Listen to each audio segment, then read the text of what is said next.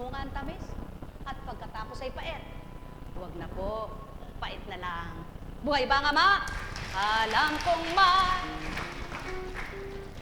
magagawa ang ama.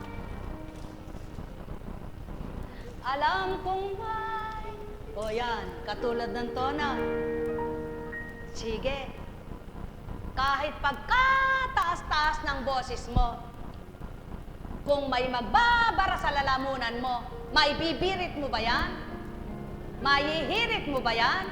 Hindi. Tandaan ninyo, gaano man kataas ang tao at nakalipad-lipad siya, kapag tumatal yung takdang may sagabal na bababatwi na yan, sigurado, mahihirapan siyang lumapag. Kaya anong dapat? Magpakababa ka na. Alam kong may magagawa ang ama. Alam kong may magagawa ang ama. Pagkat winika niya, manalik ka na. Bawat araw ako sa inyo naghihintay. Alam kong di ringgin kayo ng ama. Alam kong di ringgin kayo ng ama. Pagkat winika niya, manalik ka na. Bawat araw ako sa inyo'y may nakalaan, mayroon kang magandang mangyayari sa inyo. Aking mga minamahal, mayroon kang magandang mangyayari sa inyo. Manalig umangkin at tanggapin.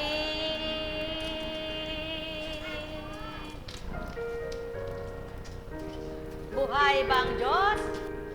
Buhay ba ang Ama?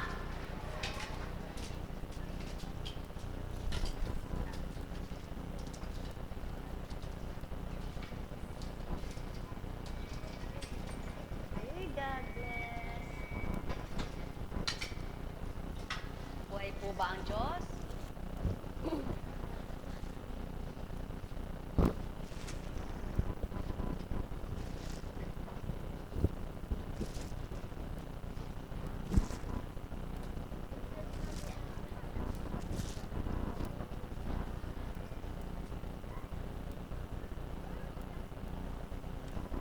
Ganyan lang ang buhay dito sa lupa. Marami pinagdaraanan. Tama po ba? Para naman malamigan ka na, kapatid kong mahal.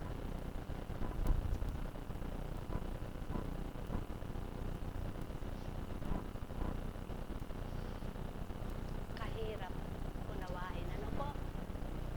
Nahirapan po ba kayong umunawa?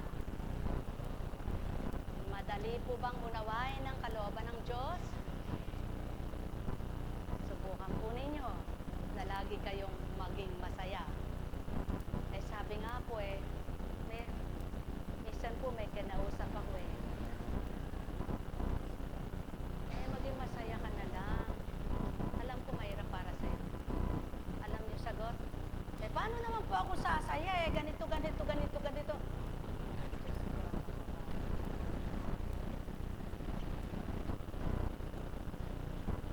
Sino po ba ang hindi nagdadaan sa mga po?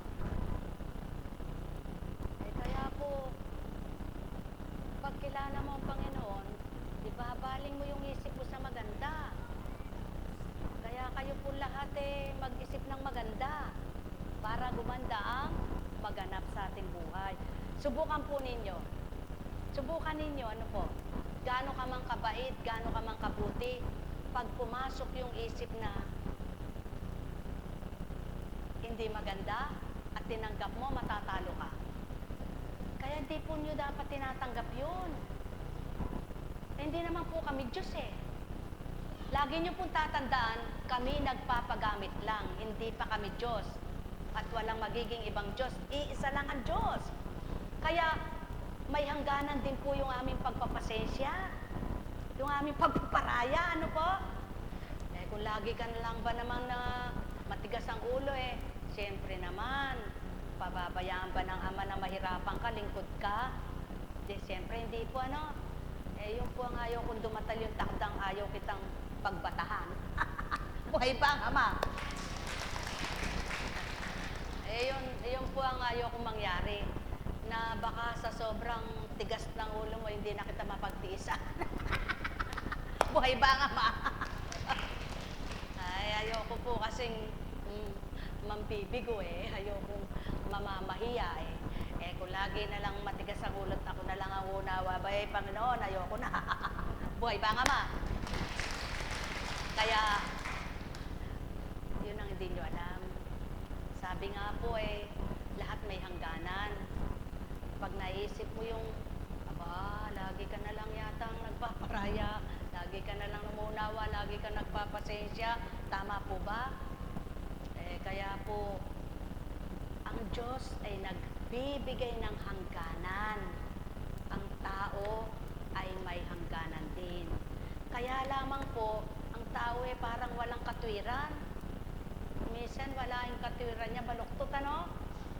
Dapat po hindi tayo maging baluktot ang katwiran. Lagi niyo pong alalahanin, kung may takot na ka na sa Panginoon, hindi mo naisipin yung mga masasama.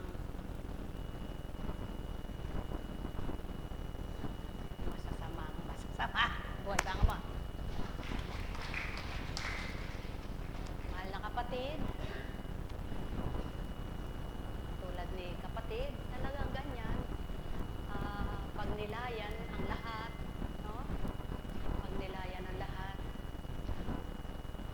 sino nga po ba? Siyempre, alam ko masakit yan. Alam ko po masakit yun. Alam ko masakit para sa kanya yun. Kaya nga, isa pa siya sa tinanong ko eh. Isa pa siya sa nakapagpadagdag ng pagtatanong ko eh. Subalit, hindi ko pwede sabihin sa'yo ang tinugon sa akin.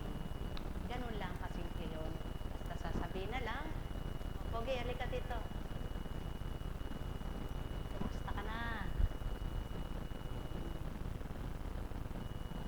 At tulad nito, the next ng mami niya, ako, bigla na lang po eh kasyang namutla na gano'n, anak, tingnan mo, kasi parang lalagnatin yun eh. Di ba? Sabi sa'yo, parang, tingnan mo, painumin mo ng ganyan, kasi kaya ganun eh, merong nararamdaman nyo sa ano, nilamusan mo ng ganito, nung bandang pahapon na, eh hapon, nilalagnat nga po, nagtatay, hindi ko na siya sinagot. Dinulog na lang kita, anak. Pero dahil malakas ang pananampalataya niyan, halika nga dito. Oh, ba't umiyak? Halika. Hindi. Bakit? Nahihiya. Kapoge, oh. Tapos, yung alagad ko na mag-isa, eh apo, naku po, hindi po kasi nasabi. May kasama pa po palang sukat, ha? Eh, sukat. Naku po, ako eh, bakit hindi? Mababatukan ko ka ako yan, ha? Ba't ngayon lang sinabi? Eh, kung madidehydrate na ako, kung nalalabot na itingnan mo, padextrose mo na ako. Eh, ayaw pala. Eh, yan, buhay. Buhay ba ang Diyos? Napakabuti ng Ama. Ano po, Eka? Alam mo po, habang may buhay, Eka nga, habang may gagawin ng Diyos, eh, kasi po kami umaasa sa hiwaga niya eh. Sa unang buhay, hindi namin alam sabihin yan. Talagang taranta ka, hahanap ka ng mga kung ano-anong pamamaraan. Aba, eh dati nga po eh kaya naman sabi ko nga po, ako hindi namimilit sa inyo. Eh, Nung hindi po ako si ganito eh, mahilig din ako magpunta sa mga albularyo eh. Pero hindi ko sinusunod. Bakit po eh? Paano ko naman susunurin yung papel eh, nakalagay sa tubig? Inumin ko. Abay, sabi ko hindi, nakakadiri yun. Buhay ba nga ma? Oh. Eh sabi ko sa ama, eh, ganito na lang. Sabi ko, hindi ko po alam tawagin ng ama nun eh. Panginoon lang ako ng Panginoon eh. Talagang pala simba po ako. Diyan pupunta ako. Hindi ko nababaybayan kung saan simbahan ng may mga manggagamot ano. Eh, dasal eh. Siyempre po, magdadasal naman talaga ako pala dasal. Eh tapos eh, ang ginawa, hindi ko po ako naninira at wala naman pong kanya-kanya po talaga yan, ano, kanya-kanyang pamamaraan, pero hindi po kami albularya. Kaya hindi ginagawa yung mga bagay na yan. Ade, eto yung apoy, yung ilaw, kandila, eto yung planggana, ano ba yun? Pinggan, hindi po tawas. Eh, tinawas nga yata, yung uso. Ano? Tapos kukuskus sa aking, sabi ko, ayoko po, magkakauling ang aking, ba't teka, nagpapagamot ka, hindi mo sinusunod. Ayoko po ka ako eh. Sabi ko, Panginoon, Yeso Cristo, kahit na po ka ako, hindi ako lagyan nun, kung gusto mo akong gumaling, gagaling ako. Ay, saka na lang po ako, saka na lang. Ay, ako po si Kontra. Abay, talaga po. Eh, kasi ngayon, napatotohanan ko, hindi pala doon yun eh. Ba't mo dudumihan? Kukuskus mo sa akin. Ay, ayoko, lalaki ka pa naman. Ay, hindi ko. Hindi. Eh, totoo po. Eh, lalaki siya, eh, palilinis yung tiyang ko. Ay, ba, hindi na ako, hindi na. Hindi na. Kaya ako po ngayon, hindi ako namimintas. Pero, inuulat ko yung mga bagay na dapat ay pagnilaya. Ano po? Sapagkat natutunan ko sa Panginoon, sa kanyang paghahari, sa kanyang pagkakalob, hindi na kailangan yon. Salita lang niya gagaling ka. Buhay pa nga ma. Totoo po yan. Eh, tapos sumulat-sulat sa papel. Tapos eh, binalugtot. At saka, ano ka ako nakasulat na yun? Inumin mo ay, sabi ko eh, naku eh, ayaw, mukha ako. Hindi ko ka ako, baka masuka ako. Sabi ko. Mga kapatid, hindi ko naman po ito may kukwento kung hindi niya dinadatal sa akin eh. Sapagkat limot ko na yun eh. Ito po ang minisahe sa akin, pasubali ko, Constancia, lahat ng kaganapan sa iyong buhay, sa unang buhay na magkaisip ka hanggang sa kasalukuyang nagaganap, kung nais kong idatal, ibabahagi mo, ay dadatal ko. Subalit ipaparam ko ng lahat ito. Ang manakanaka na idadatal ko, yan ang patutong babahagi ko. Eh, ganun po bang manggamot ang Diyos? Ganun po bang manggamot si Kristo? Hindi po. Ang Panginoon ang gagamot sa pamamagitan ng salita. Kaya kung kayo makikinig, eh gumagaling na po kayo. Buhay po ba ang Diyos? At bakit po sa totoo lang po, nung una, ayan po yung mga nauna dito, wala naman dahon-dahon, di po ba? Wala naman dahon-dahon. Puro tubig lang ang pinanggagamot sa una at mga salita lang. Dangpi lang, ihip lang, wala. Nagsimula pong maghandog ng mga dahon-dahon nung may magpagamot na prostate cancer. Sabi ko, Panginoon, ano po ba? Ayun, binahagi niya na para na sa gayon yung mapait na atas niyon, yun ang makapagdurog ng kanyang cancer. Subalit sa pananampalataya ng tao, kahit sa tubig lang, gagaling siya. Bakit ko po nalamang yun ay gumaling? Yun ang simula nun eh. Yun po ang simula ng pagpapainom niya ng daon-daon. Bakit ko po alam na gumaling yon? Nagbalik po siya. Sabi niya, ay salamat po Eka. Inexamine ako, wala na pong nakita. Yun po ang pasimula. Subalit, ang Diyos nang gagamot siya sa pamamagitan ng kanyang kapangyarihan at salita. At ngayon po yung science, yung sensya po, sa kakatuklas ng mga iba't ibang uri ng gamot at makinarya, binigay din po yan ng Panginoon para nang sa gayon ay magkaroon ng instrumento. Ano lang ang hindi niya gusto? Ano po ang hindi niya gusto? Sapagkat kung lahat po na yan ay nakabubuti at nakapagpapagaling, eh wala na nga pong namatay. Tama po ba? Kaya ibig sabihin lang, kung gusto kang gumaling ng Diyos, marami siyang paraan. Kung ayaw kanyang gumaling, lahat ng ginagawa sa'yo ay hindi nakapagpapagaling. Kaya kung saan ka nilalagay ng Diyos na magagaling at magpapagaling sa'yo, eh sumulong ka. Tama po ba? Ngayon, bakit niloloob niya pong may gumaling dito? Na galing na sa ospital, galing na sa kung saan, dito gumaling. Upang patotohanan ng Ama na siya ay maraming kaparaanan. At mapalad po kayong mga gumaling dito na hindi na nagpaka-abala-abala sa pera. Kung walang pera at kung marami namang pera at suko na yung katawan at gumaling dito, mapalad pa rin po kayo sapagkat kinilala nyo ang Diyos. Buhay ba ang Ama? Kaya kung naunawaan nyo lamang ang mga binabahagi sa inyo, eh, wala naman pong binabawal. May binawal ba? Sino po sinasabi mo? Gumaling. Ang anak mo. Anak mo ba yon? Anak mo pala yon. Alam ko anak mo yon. Buhay ba ang Ama? Buhay nga ba ang Ama? Sapagkat ang buhay na Ama ay patuloy na nagbibigay ng pag-asa. Kaya naman, baybayin nyo yung panahon ni Ezekias, ni Job, ni Tobit, si Sarah, pinalaya ng pagkakalipin ng mga demonyo sa pamamagitan ng usok ng bituka ng isda. At si Tobit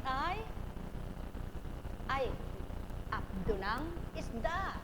Si Ezekias, buko ng igos.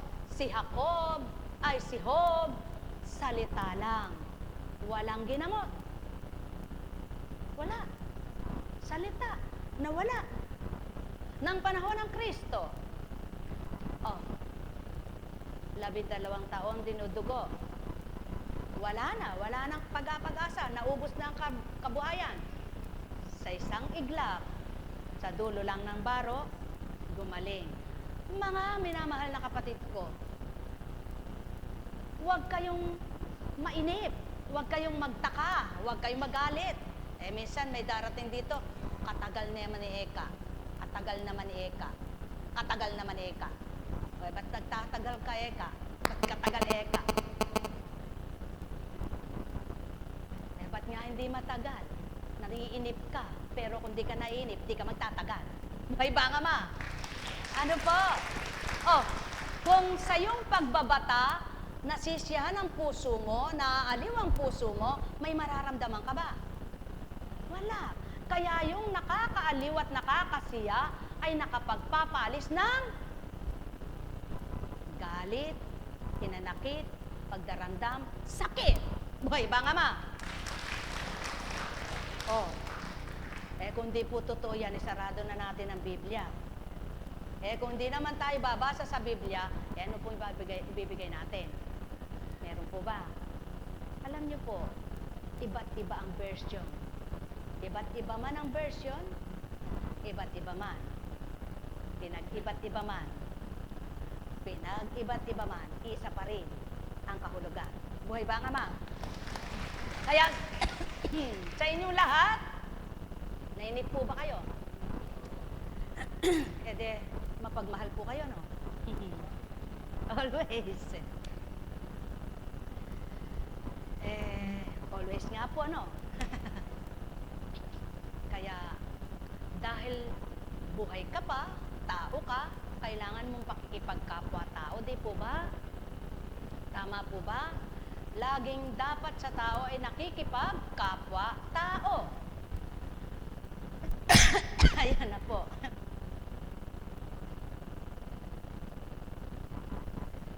Kayo po ba? Pag nakikipagkapwa kayo, ano ba yan?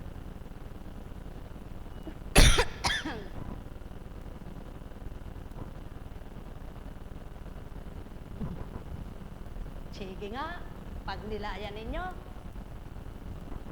nakatakip yan. Paanong nangyari yon? Wala naman niya papasa sa akin. Hindi siya papasa. Buhay ba ang ama? Akala niya makalulusot siya. Hindi siya makalulusot. No way. Malis ka sa daan ko sapagkat may sarili akong daan. Ano?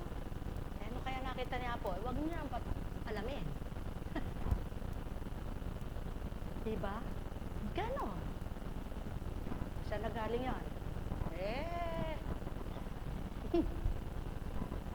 Hindi ikaw ang lumagok niya. Buhay ba ka ba? Mga minamahal, napakabuti ng ama, napakadakila niya. Meron nga nagkwento nagbigay po eka buti na lang nilagay pa eka sa rep. No eka ang buksan puro ano eka Ha? Kaya kayo, bubuksan nyo muna bago nyo, mamaya sarap na sarap kayo. Hindi nyo alam, meron pala sa loob. Buhay pa ka ba? Mga minamahal! Nako! Ang Diyos Ama hindi namiminsala. Pakatandaan ninyo, ang Diyos Ama nagpaparusa, ngunit di namiminsala kung walang sala. Buhay ba ang Ama?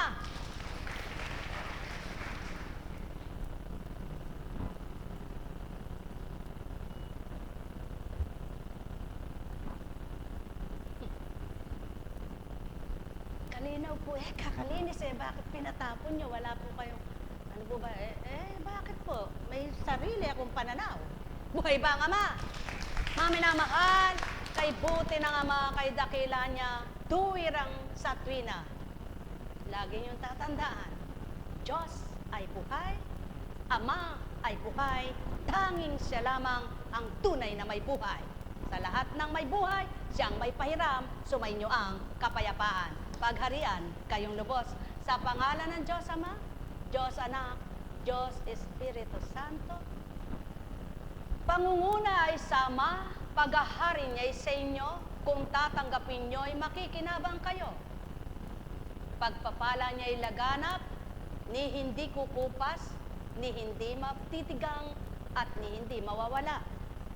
Kung lahat ng pag-asa ay mabubuhay sa tuwina, lakas at tibay ay naroon sa mga anak niya. Kaya't kung paano siya tatanggapin at ang tao'y magninilay sa bawat gawa niyang kabutihan, magtatamasa ang sinuman. Pagpalain kayo. Tayo na po.